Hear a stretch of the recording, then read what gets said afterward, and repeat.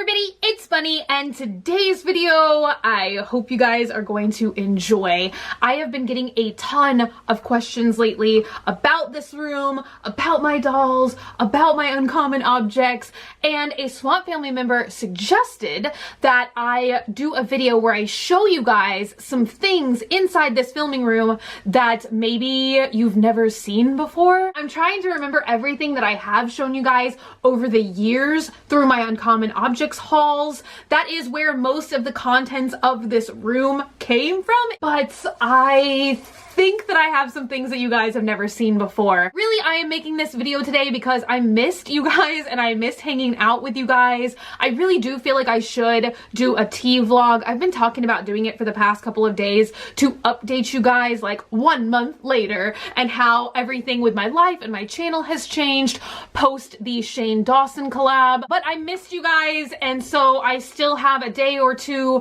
until the Shane collab video is going to be ready. And so I thought I would just pop in, say hey, and show you guys some of my creepy babies. Everybody meet Shirley. This was actually a Shirley temple doll. She's in wonderful shape these days, but this is how I like them. Like kind of mangled, a little droopy, possibly broken, missing some limbs. This is actually called crazing. So most of my dolls are from the late 1800s, early 1900s. They're called composition dolls. The question that I do get asked most frequently is, why do I have 1,000 dolls? I really have no answer for that.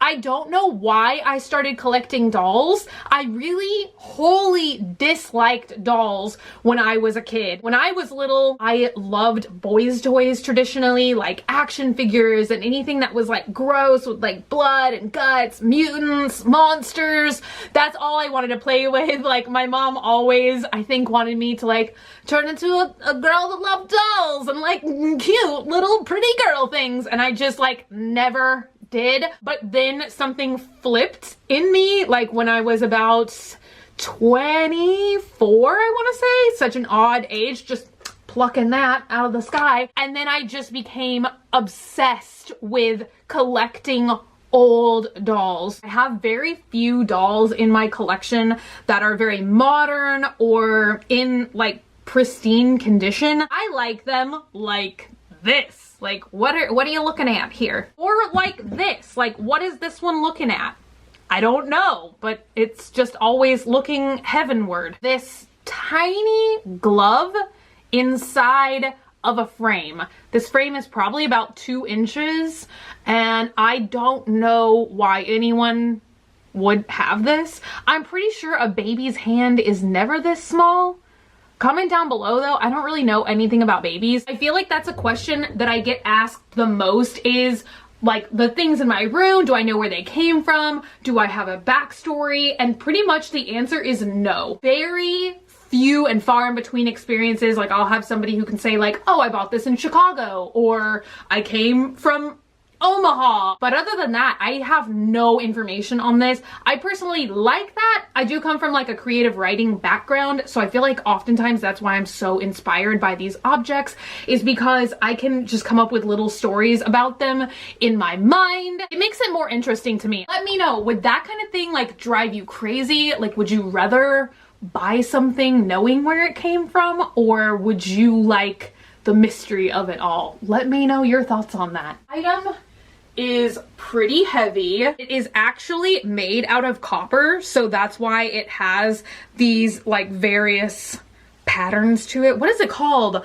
A patina? This was actually a mold from a doll factory. So they would pour like the rubber into this mold and then like somehow have a utensil to pull the leg out of the mold. So I believe that this kind of mold was used to make these types of dolls. I don't know if you guys remember Little Ricky from a recent Uncommon haul. This was actually based on Lucille Ball's Little Ricky, and then these dolls were made to like commemorate the whole I Love Lucy thing. But you can see his legs are, they're kind of like hard. It's not so easy to squeeze. I do believe that he would have been poured in a mold like this. This was obviously for a much bigger doll. I also have a smaller mold, which I think could have been used to make smaller rubber dolls, but it's only one half of the mold. It's like a little baby butt. Maybe that could have been for a doll like this. Hey, it's almost like the same kind of thing. Up next,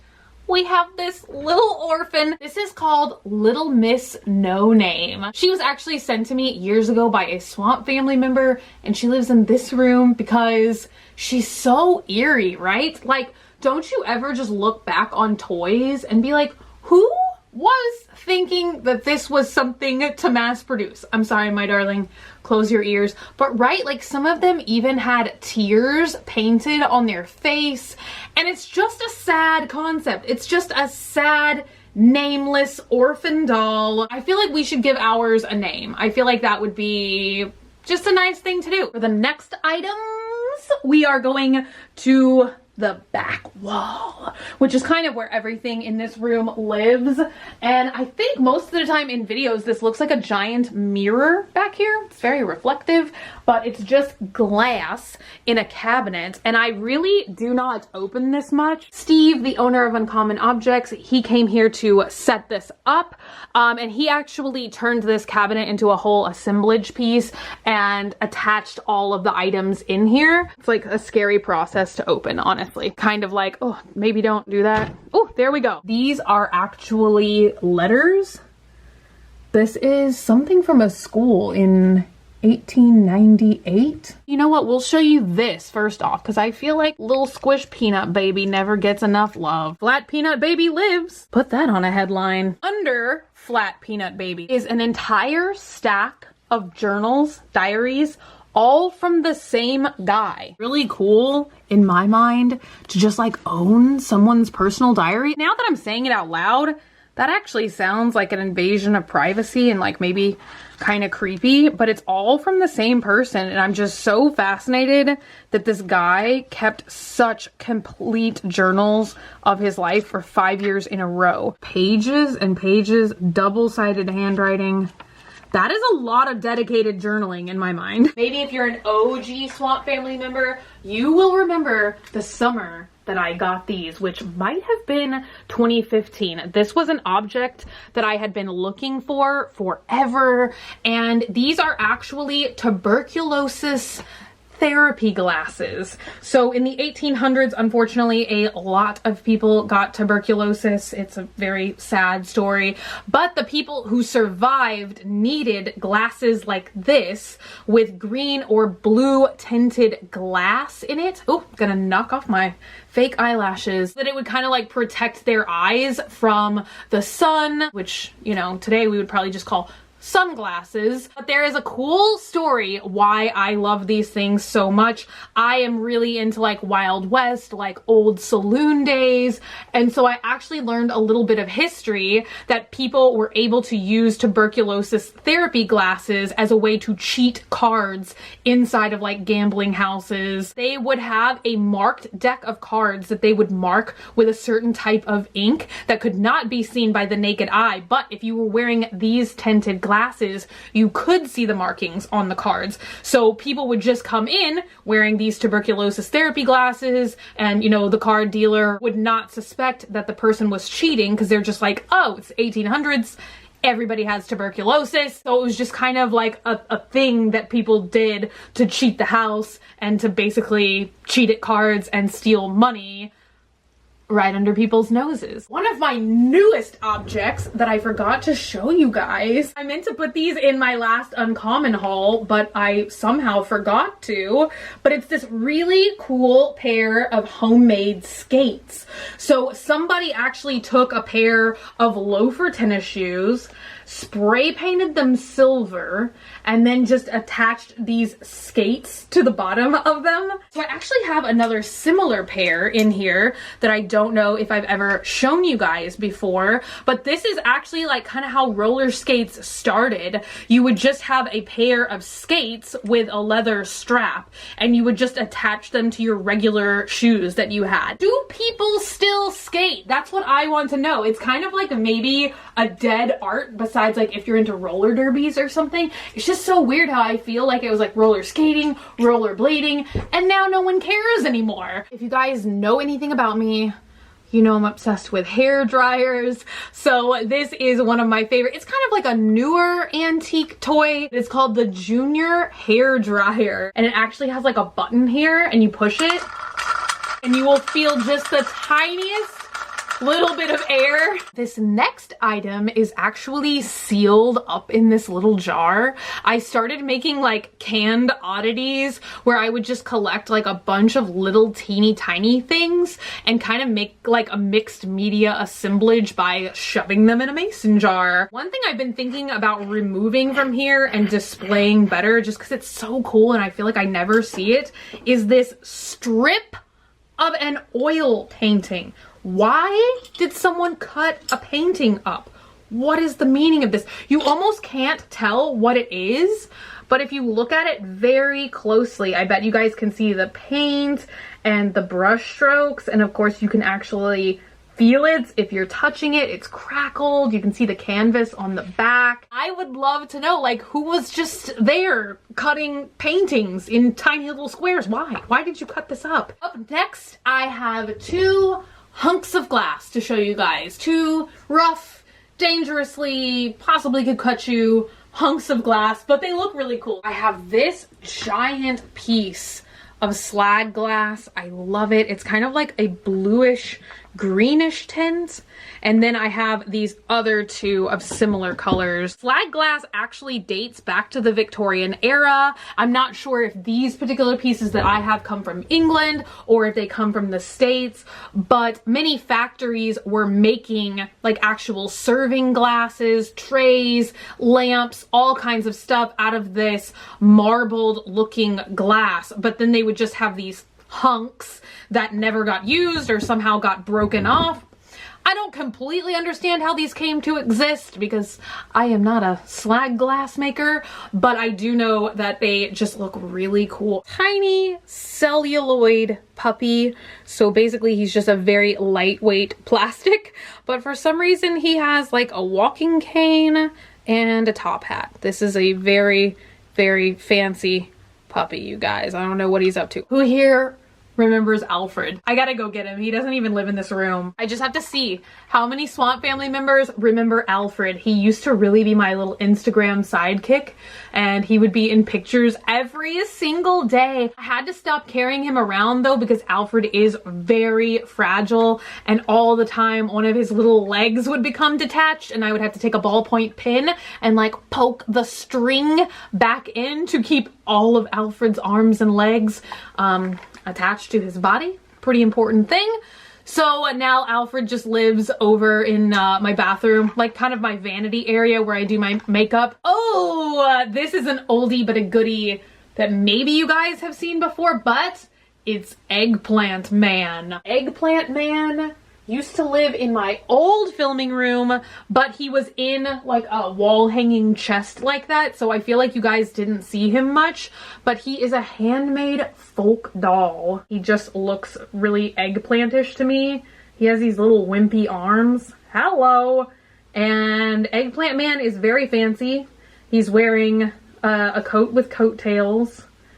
And he's got little wimpy legs. You can barely see his face because it literally looks like it was drawn on with a pin. Something else really fragile in my collection that I don't bring out or show much is my scrapbook of all cowboy related things. I really do wish I could think of a cooler way to display this book so that people could see more of the pages inside, because so much time and dedication went into making this scrapbook. So it's an old ledger book that somebody literally just filled with all kinds of cutouts from magazines and newspapers, and the only criteria, I guess, was that everything had to be about old Western actors or from old Western movies.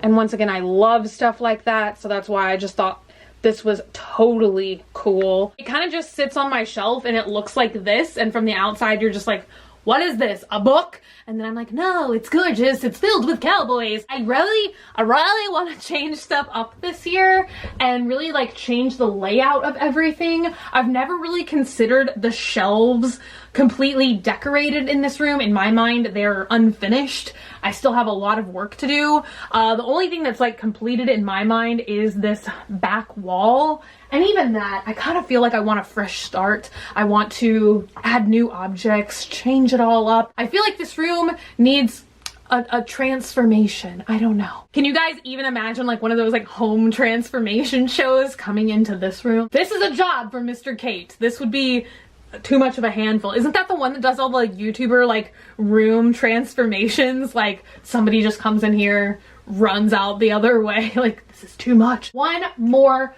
object, even though I feel like maybe I've done either way more or way less than 10. It's just another one of those days where I've been filming for hours and I've lost complete track of time, and I come out like with a video like feeling kind of maybe like not confident about it, like enough to even post it. Are you guys gonna see this video? I don't know. It's kind of been like the last 7 videos I've filmed, I just delete them without posting them. I know I've said this before, but that's just kind of where I am right now. I'm just like, nothing's good enough. Oh, I know. Have you guys ever seen this one before? I don't know, but I have a doll that walks. So you wind her just a little bit, and then you turn this key, and there she goes. Let me get you a little bit closer.